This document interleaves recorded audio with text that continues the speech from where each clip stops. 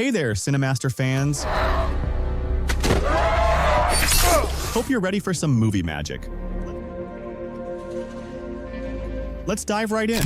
At first, everyone thought it was just a regular infectious disease. But as the death toll skyrocketed, things quickly spiraled out of control. What's even more terrifying, those who died from the infection started coming back to life, attacking people in the streets with no sense of reason. Their grotesque appearances were no different from the zombies we've seen in movies. Now, for fans of zombie flicks, this kind of plot might sound a bit too familiar. Nothing new, nothing exciting, but the Philippines delivered something refreshingly different with a hidden gem. Day 0 because anyone bitten would also turn. The virus spread like wildfire. One person infected 10, 10 infected 100, and before long, the whole city was in chaos. Even high-security prisons couldn't escape the outbreak. A loud blaring alarm jolts the prisoners from their sleep. Then suddenly, someone rushes into the cell block, yelling. The wardens open the gates. We're free to go home. Confused but hopeful, the inmates rush toward the exit, only to freeze in terror at what's waiting outside. A group of zombies charges down the hallway. Within seconds, several prisoners are tackled and torn apart. Tamoy and Iman were just about to leave when they were frozen in place by the terrifying scene in front of them. Before they could even figure out what was happening, one of the bitten guards suddenly mutated, baring his teeth and lunging straight at them. Tamoy panicked, fumbling backward, but Emin, he reacted instantly, grabbing the zombie and slamming him to the ground with a textbook takedown, followed by a chokehold. Then, calm as ever, he reached for the handcuffs on the zombie's belt, and in just a few swift moves, had the mutated guard completely restrained. Turns out, Eamon wasn't just any prisoner. He used to be a special forces operative, locked up after an operation went wrong and someone got hurt. But now with bloodthirsty zombies roaming the halls while everyone else was running for their lives, Eamon stayed cool and chose to fight his way out. And he fought hard, crushing zombies with clean, powerful punches. Each strike perfectly placed, every move sharp and decisive. Tioy, inspired by Eamon's bravery, slowly built up the courage to join the fight. While Eamon cleared the front, Tamoy followed behind, finishing off any stragglers. After a brutal, bloody battle, the two finally made it outside the prison. But what awaited them there was even worse. The number of zombies was staggering. Even the driver of the prison transport bus had turned. Without hesitation, Eamon yanked the zombie driver out of the vehicle and the two dove into the front seat. He floored the gas pedal, tires screeching, and they sped away from the nightmare they'd just escaped. Only when they reached a relatively safe spot did they finally stop to catch their breath. At this moment, Eamon was overwhelmed with worry for his family. He quickly pulled out his phone and tried calling his wife, but no one picked up. What he didn't know was that just a short while ago, their apartment had already been overrun by zombies. A sinking feeling hit him. His wife and daughter were likely in serious danger. Without wasting another second, he decided to head home immediately. Tamoy, with nowhere else to go, had no choice but to tag along. On the way, they listened to the car radio, piecing together bits of what was happening out there. The streets were a mess, totally deserted, filled with an eerie silence. At one point, they came across a barricade, clearly set up to keep the zombies out. With no way through, Eamon had to reroute. After some effort, they finally arrived at the base of Eamon's apartment building, only to find the front entrance completely swarmed by zombies. Luckily, Eamon knew a small back door that led into the basement. He quickly pried it open. Tamoy, ever the thoughtful one, grabbed a couple of shirts hanging nearby. They were still in prison uniforms, and that wasn't exactly how you'd want to reunite with your family. Once they changed, the two began carefully sneaking through the basement, but what they found down there stopped them in their tracks. The pitch-black basement was filled with crouching zombies. Their bodies twitched erratically, their posture disturbing and unnatural. But strangely, when Eamon's flashlight beam passed over them, they didn't react at all, like phones stuck in standby mode. Eamon motioned for Tamoy to stay absolutely silent, and the two of them began inching forward with extreme caution. But the basement was just too dark, and despite their best efforts, Tamoy accidentally knocked something over. The loud crash echoed through the space, instantly stirring the horde of zombies. Panic surged through them as the undead screeched and rushed toward the noise. Eamon and Tamoy bolted, ducking into a shadowy corner just in time. After a tense moment, once the coast was clear, they pressed on. Their goal was the 7th floor, Eamon's apartment. The real danger was only just beginning. As they climbed higher, the lighting improved, but so did the tension. The hallways were tight and claustrophobic, with stray zombies scattered all over the place. Thankfully, with the skills they'd picked up earlier, the two now moved confidently, weaving through the undead with careful, fluid movements. Just when it seemed like they'd make it without a hitch, Eamon suddenly noticed something odd. There was movement inside a trash bin tucked away in the hallway. Peeking inside, he was shocked to find a young boy hiding there. Emin and Tamoy didn't even hesitate. They had to help him. Emin gestured gently for the boy to come out and reassured him with a calm expression. "Just stay quiet and you'll be okay." The boy was still trembling with fear, unsure if he could trust them. So, Emin crouched and slowly waved his hand in front of a nearby zombie's face, showing the boy firsthand. These creatures didn't react unless they heard something. Seeing that, the boy finally gathered his courage and climbed out of the trash bin. He took careful, slow steps forward. But right then, something went horribly wrong. From a dark corner they hadn't noticed, a zombie suddenly shot up without warning and let out a blood-curdling scream like a psycho alarm clock signaling mealtime. In an instant, every single zombie in the building snapped awake. The moment they sensed the living, they lost it, rushing toward the trio like rabid animals. Emin, Tamoy, and the boy immediately turned and ran. But the hallway ahead was a dead end.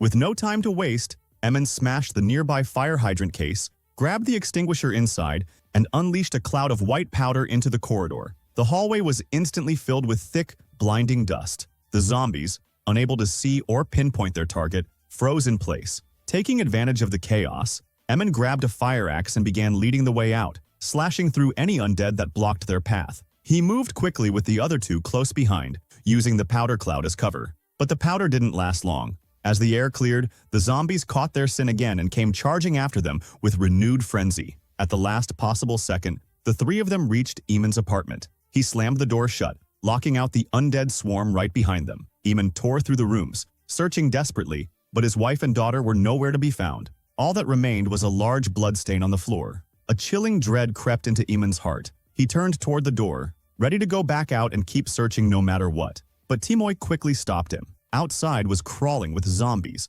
Charging out now would be a straight-up suicide mission. Eamon was overwhelmed with worry, completely helpless, until the boy suddenly spoke up. He said that during the zombie attack on the apartment, he saw Eamon's wife and daughter on the third floor. That gave Eamon a bit of hope. Meanwhile, Eamon's wife, Cheryl, was desperately trying to evade a zombie chasing her through the building. In the chaos earlier, she'd gotten separated from their daughter, and now she was fighting for her life. But luckily, their daughter was safe for now. She had been rescued by a kind-hearted young couple who found her hiding alone. While helping her escape, the couple even ran into the building's police chief who was also trying to make it out alive. Back on Eamon's side, the hallway had fallen silent again, so he and the others decided it was time to move. They had to find Cheryl and their daughter. As they crept through the building, the boy suddenly caught a glimpse of his mother darting past behind them. Without saying a word, he took off after her. Tamoy noticed and rushed after him, leaving Eamon standing there confused and alone. When the boy finally caught up to his mother, he was devastated. She was lying on the ground writhing in pain. It was obvious she'd been infected. Tamoy arrived just in time to see what was happening. He quickly grabbed the boy and pulled him away, slamming the door shut behind them and locking the now-turning woman inside. The two of them ducked into another room to hide, but the boy was in shock, completely distraught. He couldn't accept the truth and started freaking out, worried the noise would attract more zombies. Tamoy had no choice but to cover the boy's mouth and hold him tight. Eventually, the boy calmed down, and Tamoy slowly let him go. After learning that the boy's father was also missing and possibly dead, Tamoy made him a promise he'd do everything he could to help find his dad. Meanwhile, Cheryl had narrowly survived another zombie attack, but she was badly wounded. Before she even had a chance to catch her breath, she noticed a shadow slowly approaching. Thinking it was another zombie, she braced herself for the worst, only to realize it was Eamon. Relief flooded her face. Her husband was alive, but they barely had a second to reconnect before the chilling sound of more zombies echoed down the hallway. Eamon quickly grabbed Cheryl and helped her limp away to safety. They found a nearby room to hide in, and just as Eamon shut the door behind them, a group of zombies began pounding on it. He pushed a couch in front of the entrance to block it off, then hurried to treat Cheryl's wounds as best he could. While patching her up, Cheryl told him what happened during the chaos, and that their daughter had gotten separated. Even worse, their little girl was born mute. She couldn't scream or call for help. That fact alone made Eamon and Cheryl's worry even more intense. Eamon decided he'd leave Cheryl in the room and go search for their daughter on his own. But outside, the zombie horde was growing. The door was shaking, the couch barely holding, and it was clear being overrun was just a matter of time. Just then, Tamoy, hiding in the room next door, heard Eamon's voice through the walls. He instantly knew his buddy was in trouble. Without a second thought, Tamoy made up his mind to risk it all and help. After all, back in the prison, if it hadn't been for Eamon watching his back, he might have lost more than just his freedom. He told the boy to stay put, promising that once he created a chance to escape, he'd reunite with Eamon right away. After giving the boy clear instructions, Timoy didn't hesitate. He stepped out into the danger. He grabbed a metal rod and started banging it loudly, making as much noise as possible to draw the zombies away from Eamon and Cheryl's door. The plan worked. Soon, a wave of undead began charging straight at him. Without wasting a second, Timoy turned and ran. But luck wasn't on his side. Every door he tried was locked tight. Trapped at the end of the hallway, he realized there was no way out. With nowhere to run, Timoy made a final stand, swinging the metal rod with everything he had. But he wasn't the main character of this story. He couldn't hold them off for long. The horde overwhelmed him. Timoy sacrificed himself to save Eamon and his family, and thanks to his bravery, the boy managed to meet up with Eamon and Cheryl as planned. But their trouble wasn't over yet. Just as the three were about to make their escape, a new wave of zombies charged up from downstairs. To make matters worse, every door on the floor was locked from the inside. They pounded on door after door. Finally, one door opened. It was a small stairwell room. The man who opened the door was a police chief, and he turned out to be the boy's father. They had barely caught their breath when Cheryl looked up and spotted someone in the crowd. It was her daughter. Against all odds, fate had brought them all together again. Eamon and Cheryl found their daughter. The boy found his long-lost father. A reunion years in the making. But it wasn't all joy. Cheryl had never told her daughter the real reason Eamon disappeared all those years ago, that he'd gone to prison. Instead, the girl had grown up believing her father had abandoned her. Eamon didn't know how to make it right. So, he looked into her eyes and gave the only promise he could. I'll never leave you again. As night fell, the government broadcast a warning. The entire nation had entered a state of emergency. With no solutions in sight, the authorities urged survivors to stay inside and avoid going out. But Cheryl's injuries were severe. If she didn't receive treatment soon, she might not survive. Eamon turned to the police chief and explained the situation, stressing that they needed to take Cheryl to get medical help. The chief, however, wasn't keen on just waiting around. Knowing that food supplies were running out and staying put would only mean a slow death for everyone. Coincidentally, the chief had heard over the radio about a military-run survivor camp nearby. After a brief discussion, both men agreed that they would leave the apartment at dawn to head there. The others, with no better options, reluctantly agreed. The chief also had a few weapons left, and he handed a handgun to Eamon, asking if he knew how to use it. Eamon, of course, being a former Special Forces soldier, was more than capable with firearms. With the plan in place, the chief went to his bedroom to check on his son. But when he entered, he found that his son had been bitten by a zombie. The virus had already spread throughout his body, and it was too late for any treatment. The chief was devastated, but he couldn't bring himself to abandon his son. He decided he would take the boy to the survivor camp anyway. In the dead of night, when everyone else was asleep, the chief quietly carried his son out. However, his sneaky actions were noticed by Cheryl, who had woken up just in time to witness the scene. Seeing the boy's strange behavior, she screamed in fear, waking her husband. But before they could react, the boy had fully mutated and lunged at Cheryl. Without hesitation, Eamon pulled the trigger and the gunshot echoed through the room, startling the zombies outside. The others awoke in shock, witnessing the tragic sight of the police chief holding his son, now a zombie, in his arms. His son's last breaths rasping as the boy's body twitched uncontrollably. Amid the chaos, Eamon quickly reminded everyone that they couldn't stay here any longer. It was no longer safe. But just as they were about to leave, the police chief, in a fit of rage, shouted, "No one is leaving." The others, terrified, froze, unsure of what to do next. The man, his voice calm but firm, told the chief that his son was no longer human and that it was time to end his suffering. The women, equally horrified by the sight of the twitching boy, agreed it was the right thing to do. But the chief, unable to accept the truth, his anger boiled over and he furiously declared that he would make everyone pay for this. In that moment, overwhelmed by tension, one of the women accidentally caused the gun to misfire as she nervously adjusted it. The shot rang out, and in a split second, the chief, losing all remaining control, raised his gun and shot her dead. In an instant, the woman's husband and the police chief were locked in a fierce struggle. Meanwhile, Eamon saw his chance, and with precise aim, unloaded a full clip into the zombies outside the door, clearing a path for his group to escape. Only the poor man was left behind, tragically shot by the chief in cold blood. The chief's eyes burned with hate, and it was clear that he was far from finished, already savoring the double kill he had claimed. Shortly after escaping, Eamon's group found themselves separated from the young couple amidst the chaos. The couple, now cornered by a few zombies, fought desperately to survive. In the struggle, the girl was bitten on her arm. Despite the danger, the boy refused to abandon her. He stayed by her side, and together they were overwhelmed by the zombies. Meanwhile, Eamon's family was in their own peril. Their escape route was completely blocked by zombies. In order to protect his wife and daughter, Emin directed them to hide in a nearby corner and bravely face the approaching zombie horde alone. With a gunshot, he drew the zombies toward him, taking them up the stairs to buy his family some time to flee. But soon, Emin found himself trapped in a dead end. Realizing there was no way out, he chose to stop running and face the zombies head-on.